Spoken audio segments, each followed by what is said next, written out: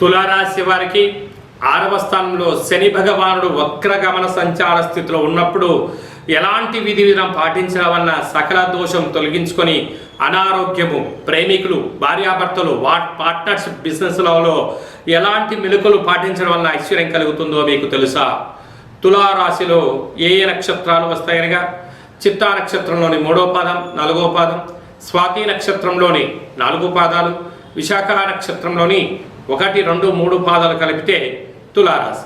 రాశాధిపతి శుక్ర భగవానుడు. తిరిగి 5వ స్థానంలో రాహు, 6వ స్థానంలో శని భగవానుడు వక్రగమన సంచార స్థితిలో ఉన్నప్పుడు ఓర్పు, నేర్పు, సహనం, సత్ప్రవర్తన, దేవతారాధన చాలా అవసరం అని చెప్పి గుర్తుపెట్టుకోగలగాలి.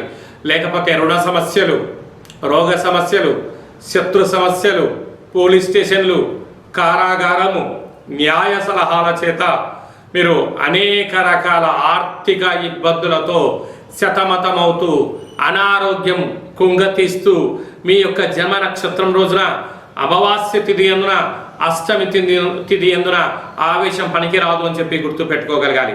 అదే కాకుండా విశేషంగా వీరికి భాగ్యస్థానంలో కుజ భగవానుడు సంచారం చేస్తున్నారు కనుక ప్రేమికులు దయచేసి మోసం చేసుకోవద్దు.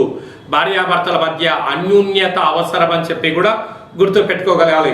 రాజ్యస్థానంలో రవి భగవానుడు సంచారం చేస్తున్నప్పుడు అక్కడే దేవగురు బృహస్పతి సంచారం చేస్తూ ఉన్నారు కనుక విద్యలో, ఉద్యోగంలో, విదేశీయాన ప్రయాణాలలో అనేక రకాల మంది శత్రువులు కూడా పొంచి ఉన్నారు కనుక ఇలాంటి కాల సమయంలో ఓర్పు, నేర్పు, సహనం అవసరం.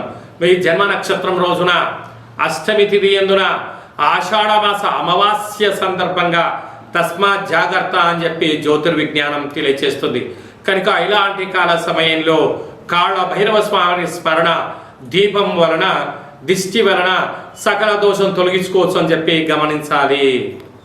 మీ వ్యక్తిగత జాతకం తెలుసుకోవాలనుకుంటున్నారా? అయితే మీ యొక్క పేరు, పుట్టినటువంటి తేదీ, నెల, సంవత్సరం, పుట్టిన సమయం రాసి వాట్సాప్ పంపించగలరు. డేట్ ఆఫ్ బర్త్లో లేనటువంటి వారు మీ పేరుని తెలియచేస్తూ, మీ యొక్క రాశిని తెలియచేస్తూ కాళభైరవ ఉపాసన చేత అనగా రమణ శాస్త్రం ద్వారా భూత, భవిష్యత్, వర్తమానాన్ని తెలియచేయడం జరుగుతుంది. ఈ కింది నెంబర్ని అపాయింట్మెంట్ తీసుకొని సంప్రదించగలరు.